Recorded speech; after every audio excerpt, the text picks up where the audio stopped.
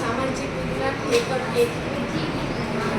ભારતમાં યુરોપિયન પ્રજાને આવવાનું મુખ્ય કારણ કયું હતું? ભારતમાં યુરોપિયન પ્રજાને ભારતીય મરી મસાલા, તેજાના અને રેશમી કાપડની ખૂબ જરૂરિયાત રહેતી હતી। ભારત યુરોપ વચ્ચે વેપાર કઈ રીતે થતો હતો? ભારત અને યુરોપ વચ્ચે વેપાર જમીન માર્ગે થતો હતો।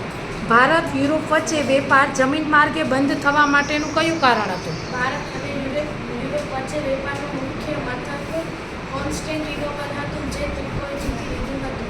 યુરોપના કયા રાષ્ટ્રોએ ભારત આવવાનો જળમાર્ગ શોધવા કમર કસી?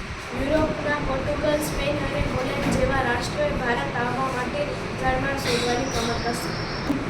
પ્લાસીનું યુદ્ધ. કલકત્તામાં અંગ્રેજોની હારના સમાચાર મદ્રાસ પહોંચી ગયા। અંગ્રેજોએ ઘણી ઝડપથી લાવ્યા નરેન્દ્ર એટલે એક સેના કલકત્તા પહોંચી। નવાબના વિશ્વાસી માણેકચંદ લાંચ લઈ કોલકાતા અંગ્રેજોને સોંપી દીધું। અંગ્રેજોએ કૂટનીતિનો આશરો લીધો, જેમાં લાંચ મુખ્ય હતી। નવાબના મુખ્ય સેનાપતિ મિર્ઝાફરને નવાબ બનવાનું વચન આપી તેનો ટેકો મેળવ્યો। બંગાળના મોટા સાવકારો જગતસેઠ રાયદુલ્લભ અંગ્રેજને પોતાની તરફેણમાં કરી લીધા। 23 જૂન 1757ના રોજ મુર્શિદાબાદના પ્લાસીના નામના સ્થળે નવાબ અને અંગ્રેજો વચ્ચે યુદ્ધ થયું।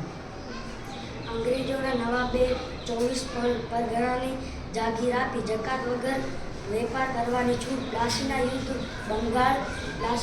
પછી બંગાળ અંગ્રેજોના કબજામાં આવી। અંગ્રેજ વેપારમાંથી માલિક બની ગયો। અંગ્રેજનો વિજયમાં ગહિદી શરૂ થયો। મૈસૂર વિગ્રહ. હૈદર અલીના નેતૃત્વમાં મૈસૂર ખૂબ જ શક્તિશાળી રાજ્ય હતું।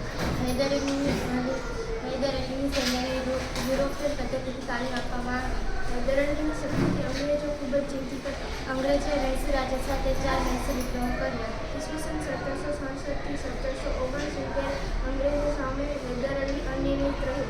ઈસવીસન 1780 થી 1783 અંગ્રેજો અને હૈદર અલીની મૃત્યુ સંધિ થઈ।